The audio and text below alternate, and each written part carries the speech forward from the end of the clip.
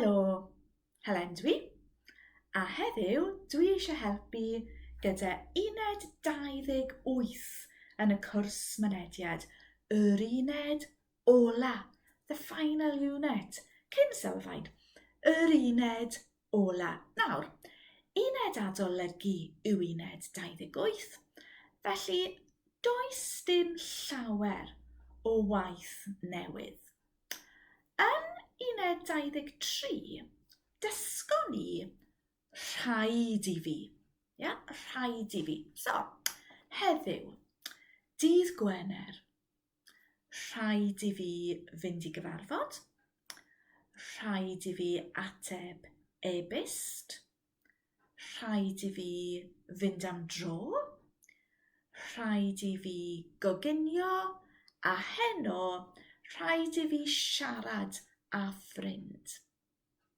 A chi, dwedwch ddau beth rhaid i chi wneud heddiw.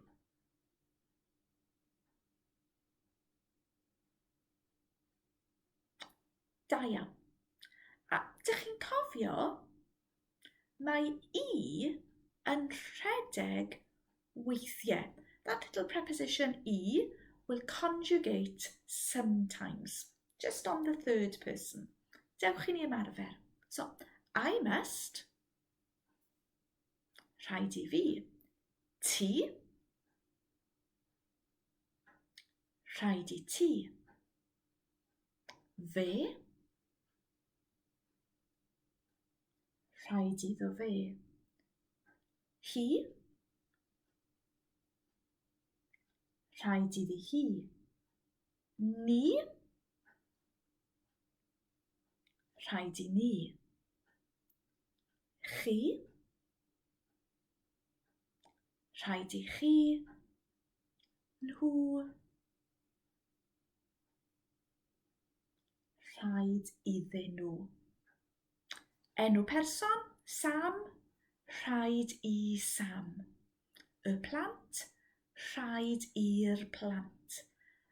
Sian must, rhaid i Sian.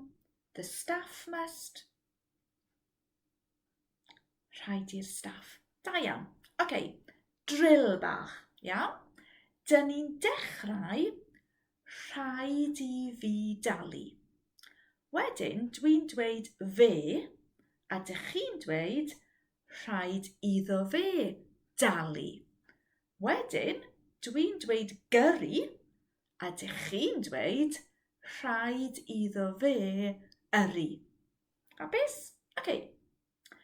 Rhaid i fi dalu. Fe. Rhaid iddo fe dalu. Gyrru. Rhaid iddo fe yrru. Hi. Rhaid iddi hi yrru. Nhw. Rhaid iddyn nhw yrru. Ni.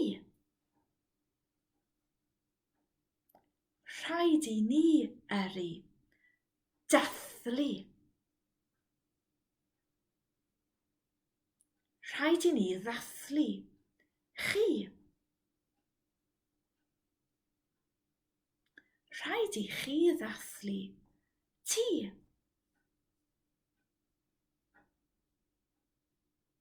Rhaid i ti ddathlu. Cuddio. Rhaid i ti guddio. Fi. Rhaid i fi guddio. Y plant. Rhaid i'r plant cuddio. Nhw.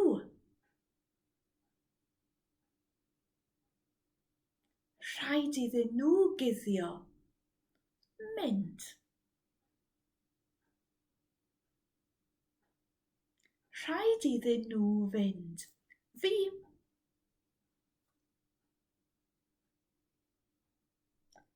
Rhaid i fi fynd. Da iawn.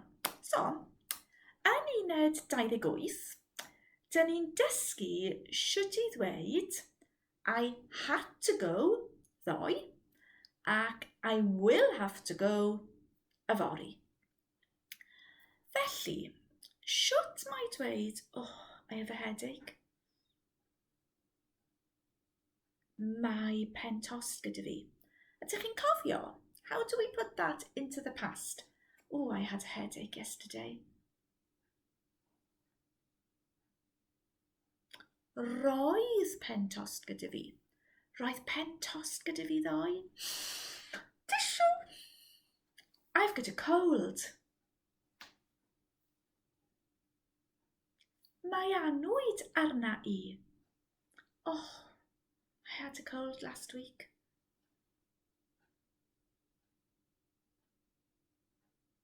Roedd anwyd arna I. Roedd anwyd arna I yr wythnos diwetha. Felly, easy peasy. I had to. Roedd rhaid i fi. Roedd rhaid i fi. Roedd rhaid i fi. Roedd rhaid i fi. A chi? Roedd rhaid i fi. Da iawn. So, ddoe. Roedd rhaid i fi fynd i gyfarfod. Roedd rhaid i fi ateb e-byst. Roedd rhaid i fi fynd am dro. Roedd rhaid i fi goginio. Ac roedd rhaid i fi olchi llestri. Beth oedd rhaid i chi wneud ddoe? Dwedwch ddau beth.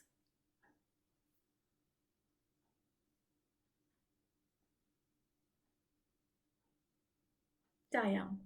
Ond y cwestiwn, gwrandewch, beth oedd rhaid i ti wneud ddoe? Mae'n hir. Beth oedd rhaid i ti wneud ddoe? Beth oedd rhaid i ti wneud ddoe? Beth oedd rhaid i ti wneud ddoe? Gyfennwch i fi. Ask me, what did you have to do yesterday? Beth oedd rhaid i ti wneud ddoe last night? Beth oedd rhaid i ti wneud neithiwr last week? Beth oedd rhaid i ti wneud yr wythnos diwetha? Da iawn. Felly, heddiw, rhaid i fi. Ddoe, roedd rhaid i fi. Should mae dweud, it will be fine? Da iawn. Bydd hi'n braf. So, I will have to. Bydd rhaid i fi. Bydd rhaid i fi. A chi, bydd rhaid i fi. Da iawn. So, yfory, bydd rhaid i fi fynd i siopa. Bydd rhaid i fi fynd am dro. Bydd rhaid i fi smwddio. Bydd rhaid i fi olchi llestri. A dydd Sadwrn. Bydd rhaid i fi ymlacio. A chi, dau beth yfory.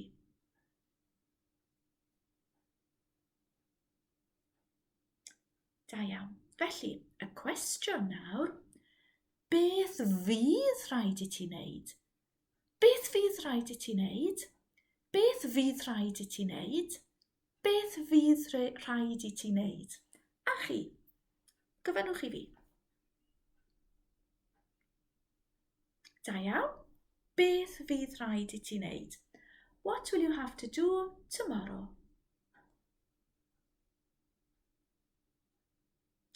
Beth fydd rhaid i ti wneud yfory? Tomorrow night. Beth fydd rhaid i ti wneud nos yfory? Ac yr wythnos nesaf? Beth fydd rhaid i ti wneud yr wythnos nesaf? So, gobeithio, dych chi'n gallu gweld y logic yma. Heddiw rhaid i fi, ddoe roedd rhaid i fi, yfory bydd rhaid i fi. A dyna'r gwaith newydd yn uned 28. Ond, cyn i fi fynd, cyn i ni fynd o'r cwrs mynediad. Beth am ymarfer yes a no? Tipyn bach. Iawn te. Wyt ti'n iawn?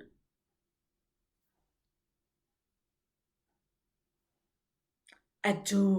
O, nac ydw, ond ydw. Wyt ti'n mynd i wneud y cwrs sylfaen nesaf? Ydw. Ydy'r tiwtor yn dysgu'r cwrs sylfaen? Ydy. Ydy hi'n braf heddiw?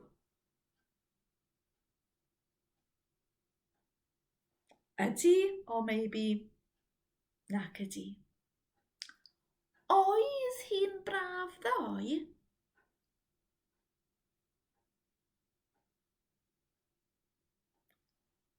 Oedd?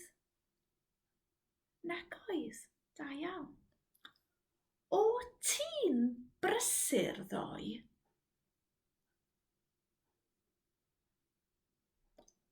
On? Nac o. Fyddi di'n brysur yfory? Bydda? Na fydda. Wyt ti'n brysur heddiw? Ydw. Nac ydw. Oes llawer o waith gyda ti?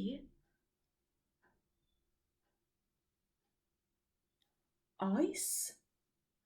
Nac oes. Oes pen tost gyda ti? Wel, nac oes, gobeithio. A dyna ni. Hwyl fawr, ond wrth gwrs, gobeithio byddwn ni'n gweld chi ar y cwrs sylfaen. Yn y fideos yma, dyn ni wedi eich helpu chi gyda'r patrymau. Yeah, the purpose of these videos has been to help with the patterns.